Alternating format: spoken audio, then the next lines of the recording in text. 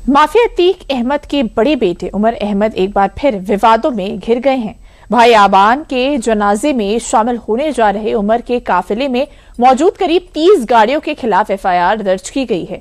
ये कार्रवाई क्यों की गई है, देखिए इस रिपोर्ट में।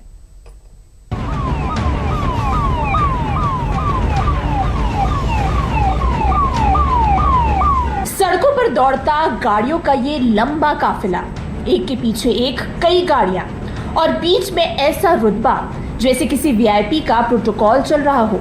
लेकिन तस्वीर कुछ और ही है। ये काफिला किसी संवैधानिक पद पर बैठे व्यक्ति का नहीं, बल्कि माफिया अतीक अहमद के बेटे उमर का है, जो अपने भाई के जनाजे में शामिल होने के बाद जेल वापस लौट रहा था। आरोप है कि इसी काफिले में शामिल गाड़ियों ने टोल प्लाजा पर टोल टैक्स नहीं दिया और टोल कर्मियों से बदसलूकी भी की, यानी नियमों को ताक पर रखते हुए शक्ति प्रदर्शन। अब ये मामला शक्ति प्रदर्शन से पुलिस के एक्शन तक पहुंच गया है। माफिया अतीक अहमद के बड़े बेटे उमर को लेकर एक नया विवाद सामने आया है। छोटे भाई अबान के जनाजे में शामिल होने जा रहे उमर के काफिले की 30 गाड़ियों पर पुलिस ने दर्ज की एफआईआर। आरोप है कि काफिले में शामिल गाड़ियों ने प्रयागराज और प्रतापगढ़ में टोल बैरियर तोड़े और टोल कर्मचारियों को धमकाने के साथ ही कुचलने का प्रयास भी किया। टोल अधिकारियों ने कुछ गाड़ियों के नंबर और सीसीटीवी फुटेज पुलिस को सौंपे हैं। ये मामला नेशनल हाईवे 19 पर बने नवाबगंज टोल प्लाजा और प्रतापगढ़ जिले के कुंडा स्थित भद्री टोल प्लाजा के अधिकारियों ने अलग अलग केस दर्ज करवाए हैं।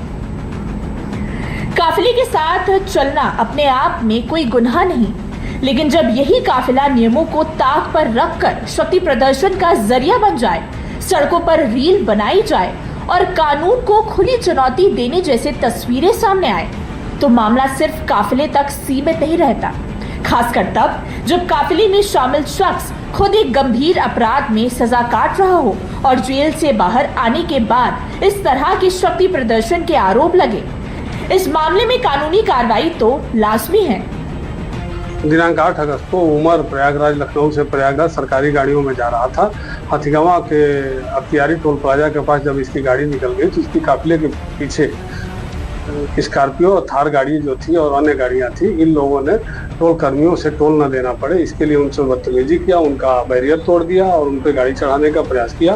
टोल मैनेजर की तहरीर पर थाने पर सुसंगत धाराओं में अभियोग पंजीकृत कर लिया गया है और बदमाशी करने वाले बदमाशों के शिनाख्त का प्रयास किया जा रहा है।